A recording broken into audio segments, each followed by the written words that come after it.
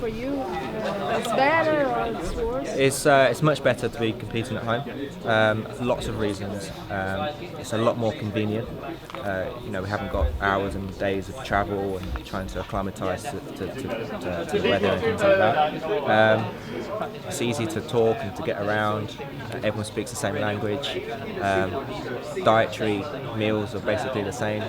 So it's very convenient to be here. But most of all is the atmosphere when you're competing. I mean, every competition is great and the crowd always supports everyone, but there's always that extra buzz for the home country, which is what we are. So I've done it a few times. I was here in 2012, London Olympic Games, and obviously Glasgow last year for the Commonwealth Games.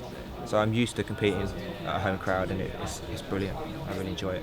You are a symbol of this championship. Is this important for you? There's a lot of pressure.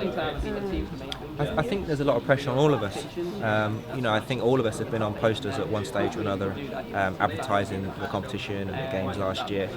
But we're quite a seasoned bunch. Me, Christian and Purvis have been around a while, Max as well. And we know the most important thing is that we get our routines done. Try to ignore all the hype, all the positive, all the negative press. We leave that aside, focus on our jobs.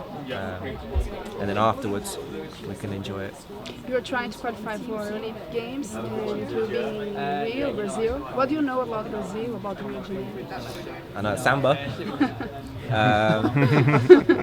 And you're already winning a dance competition. Yeah, like I said, I know the Samba. I know you guys like Carnival. So I'm looking forward to finishing if I go to the Olympic Games. But no, I competed in Brazil 2006, 7 World Cup? World Cup final, and it was brilliant. It was very warm. I enjoyed the climate. Didn't enjoy coming back home, but I just hope that we can qualify a team, and hopefully next year I can potentially be on that team. It's a very big target. It's going to be very hard to try and get in the team. Great Britain are very strong at the minute. But yeah, I'd love to go to Rio. And you are like a celebrity. How do you deal with that fame outside of the arena and the life of the athlete? It's a challenge. It is a challenge because you have to get the balance right. Gymnastics comes first. But I also have to work and earn a living and earn money. So it has been tough. I mean, the last 3 or 4 weeks I haven't done any work around celebrity life. I've just focused on training. It's costing me a bit in the pocket, but it's 100% worth it. I've been training with the squad, we've been bonding.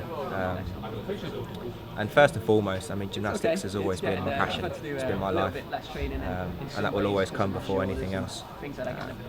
So gymnastics is the main target at the minute. But do you like the celebrity life? Not really. There are aspects I do enjoy. Because no one starts gymnastics to become famous. It's not the most popular sport in the world. But I enjoy all the things that come with it. Meeting certain people, going on TV shows, getting experiences you don't normally get. But there's things of it I don't like. Privacy, paparazzi. Sports journalists I like. It's been a while since I've done a sports interview. It's the showbiz side that twist things you say and make headlines, and that's draining. So there are aspects I don't like. Can you talk about your comeback and what first led you to come back to the sport? So it's about 2013, end of 2013. And I was enjoying having a bit of time off. I was enjoying having a break. And then I caught up with some of the World Championships and European Championships while I'm off doing different things. And I realised that people were winning medals and scoring scores that I can still beat and I can still contend with. And as much as a break was needed and deserved after 2012, there was a big part of me that just said to myself, don't waste what you've got. You can't stay young forever.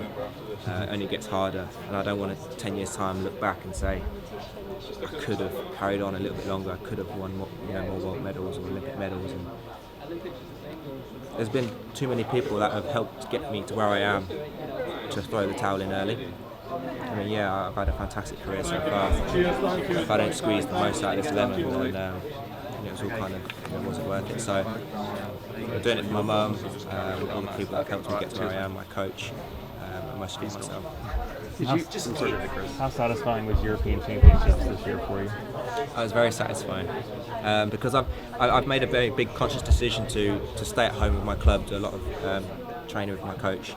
I don't travel as much to the squads anymore, just because I have to carry on working and commitment, things like that. So it was very hard when everyone else was going to squads and training camps, and I was doing my own thing at my club. And I was always thinking, should I be going there? Am I getting enough training in? Is it going right? And I just kept my head down. And I trained really hard. To go to the European Championships and win gold was just a pat on the back, just to know that I was doing everything right, to carry on doing what I'm doing. You talked about it a little bit earlier. Sorry, just one more. Right. You talked about, it was hard to get here, but getting obviously to Rio, it's 5 gymnasts. Do you have a strategy? I mean, obviously you help Team GBR tremendously on pommel horse, but is that going to be enough, or do you have a different strategy that you're thinking to get to Rio? I mean, I wouldn't exactly say strategy, because it's kind of like, it's almost like sneaky, like what's my mission? Yeah, no, it doesn't mean that. I know, but like that's not my terminology. Is what assets can I improve to help me get to Rio? Yeah. My biggest assets so far have always been consistency. Right. Whether you're doing 1 piece or 4, if you're consistent and you add to the team, they're going to choose you. You can't buy consistency. Some people have it mentally, some people really have to just work at it.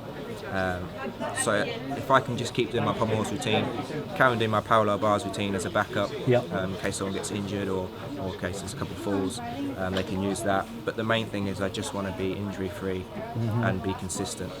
It's been my greatest asset so far, and it's something that GB can't ignore. The potential to win a world medal, and if he's consistent, hopefully that will be my ticket to Rio. Cheers, guys. Awesome. Thank you very much. Thanks, guys.